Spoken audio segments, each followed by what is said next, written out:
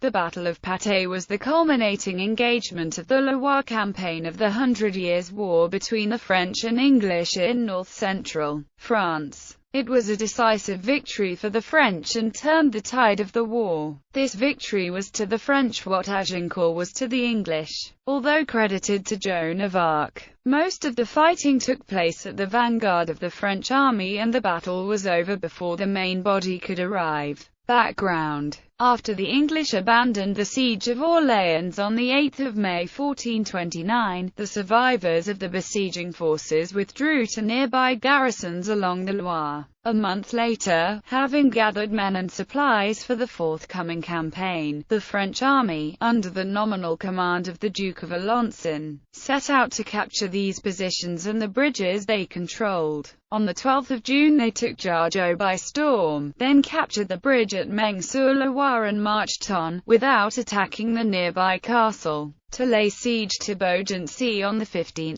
June. An English reinforcement army under Sir John Fastolfe, which had set off from Paris following the defeat at Orléans, now joined forces with survivors of the besieging army under Lord Talbot and Lord Scales at Meung-sur-Loire. Talbot urged an immediate attack to relieve Beaugency, but was opposed by the more cautious Fastolfe, who was reluctant to seek a pitched battle against the more numerous French. The garrison of Beaugency, unaware of the arrival of Fastolfe's reinforcements and discouraged by the reinforcement of the French by a Breton contingent under Arthur de Richemont, surrendered on 18 June. Talbot then agreed to Fastolfe's proposal to retreat towards Paris. Learning of this movement, the French set off in pursuit, and intercepted the English army near the village of Patay. The battle. In this battle, the English employed the same methods used in the victories at Crecy in 1346 and Agincourt in 1415. Deploying an army composed predominantly of longbowmen behind a barrier of sharpened stakes driven into the ground to obstruct any attack by cavalry. On this occasion, however, the result was unusual. Becoming aware of the French approach, Talbot sent a force of archers to ambush them in a patch of woods along the road. This ambush was discovered by scouts when a stag ran into the concealed longbowmen and they let out an excited shout.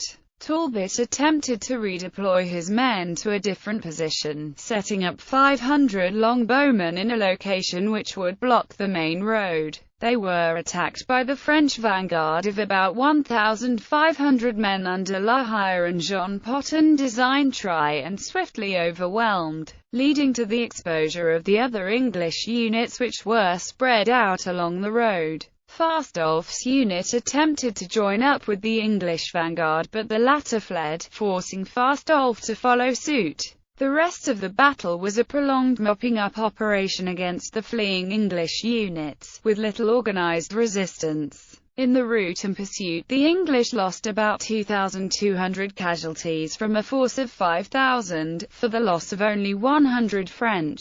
Fastolfe, the only one of the English commanders who had remained on horseback, managed to escape, but Talbot, Scales and Sir Thomas Remston were captured. Talbot later accused Fastolfe of deserting his comrades in the face of the enemy, a charge which he pursued vigorously once he had negotiated his release from captivity. Fastolfe hotly denied the charge and was eventually cleared of the charge by a special chapter of the Order of the Garter. Consequences: the virtual destruction of the English field army and the loss of many of their principal veteran commanders had devastating consequences for the English position in France, from which it would never recover. During the following weeks the French, facing negligible resistance, were able to swiftly regain swathes of territory to the south, east and north of Paris, and to crown Charles VII King of France in Reims on 17 July. Bibliography: Allmand, Christopher. The Hundred Years' War. England and France at War c. 1300 to 1450. Cambridge. Cambridge University Press. ISBN